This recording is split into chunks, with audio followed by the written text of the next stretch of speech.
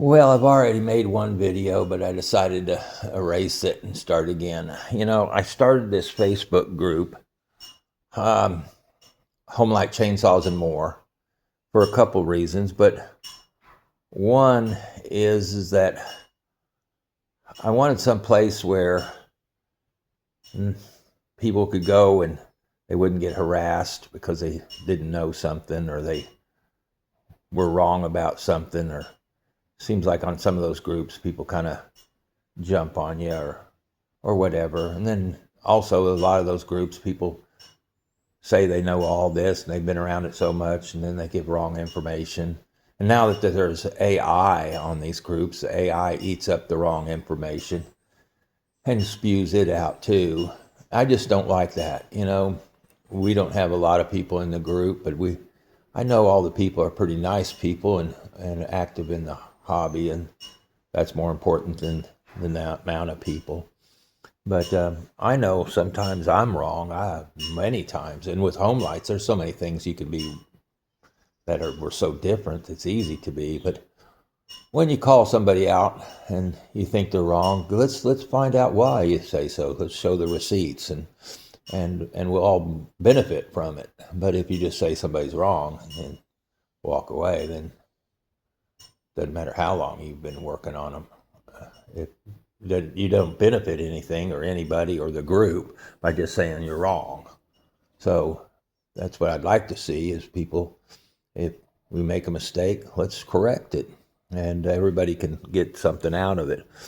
And one of the things we were talking about recently was XL automatics and the difference in some of I said chassis, and not really chassis, but the size on some of the things. And one of the differences on the sizes of the XL automatic chassis is some of these starter covers are bigger than the old ones. The original ones had a little bit smaller starter cover and I know this because I ordered a replacement spring shield, and it was about 1/8 of an inch or 1/4 of an inch too big. I trimmed it off, but it would have fit on like my special edition or my big red, but it wouldn't fit on an XL-500, an XL automatic, or early blue super XL automatics. That said, and so the whole distance from front to back was a little bit different, and the width was different by 1/4 inch. This is a little bit wider on the newer ones. And of course, this saw, the XL-400, is absolutely weird. It's got this bushing in here, and then the spring is in this little deal here, and then there's a cap that goes over it, which is very similar to the Super EZs, which is kind of really weird that it's shared. And this came out about the time this 400 did, about the time the Super EZs did. So maybe the Super EZs stole this from the 400, so or shared it, whatever. But yeah, this is a whole different. Like you've got this that goes inside here, in like so, and then this right here goes. The spring goes in like that, and then you wind it. You can turn it and wind it up. So yeah, it's a whole different deal. The flywheels are a lot different, kind of a wider deal on the flywheel, and yeah, let's all try to figure out if we know something that we can show other people and kind of get some general knowledge out there for everybody. The XL-400 I'm working on from Canada has a downdraft muffler, and that was real common that the mufflers on Canadian saws had more spark arresting or downdraft because of Canadian regulations. That's one reason Homelite had Terry build those saws up there. They didn't have to build a separate saw. They just had to, contract it out. All that said, I'm working on this, and I found I haven't tore down this yet, but it looks like the piston in this is just really nice. and the cylinder is really nice. So anyway, when somebody puts one of these things together, this handle fits in like so. So if you don't get this on right, you can get this into a bind. And what happens when it gets into a bind,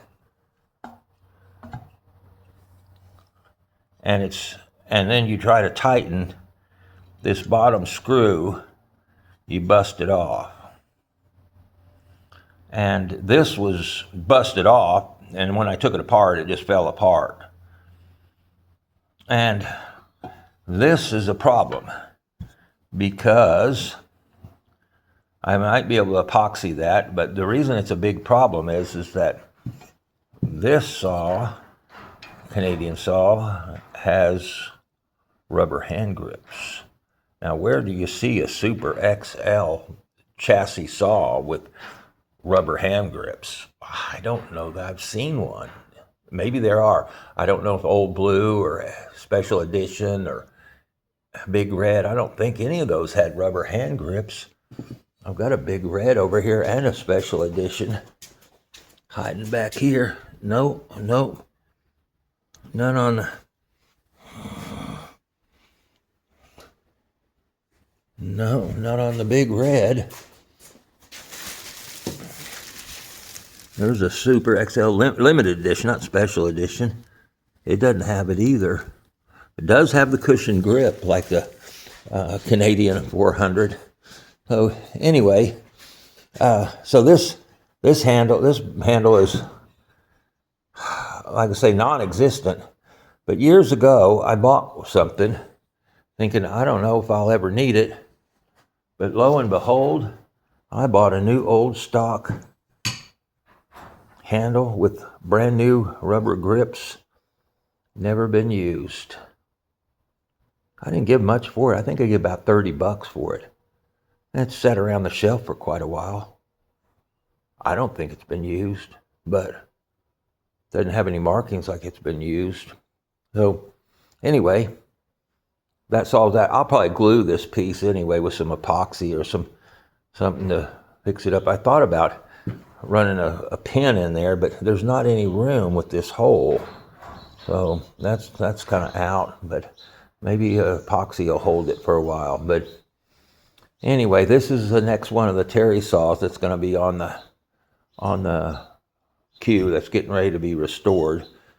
And I might do another XL-12 next, or do another big saw. I'm not sure yet.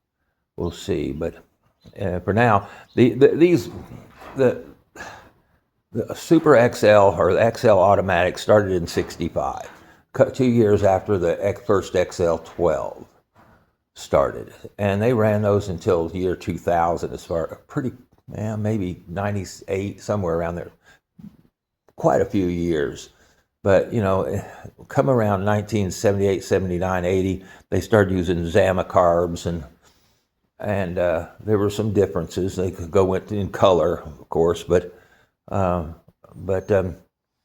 the Canadian versions, they ran the Christmas colored saws up until the late 70s, called it a Super XL automatic. Or it was just called the XL automatic, but it was the Christmas colors, just like our 1965, 67 Christmas colored automatics. And ours went blue in the U.S. in '68, and theirs just started Christmas colors in '68, went for about 10 years after that. And they also got a chain brake on both the Christmas colored saw and the Super XL automatic red. So that was kind of different. Just so much about these saws and different variations that it's hard to be for sure. But if anybody has information, we'd rather hear it or see it. We don't need to say didn't happen or it was wrong, because that doesn't help anybody. Sure doesn't help AI. But that's it for now.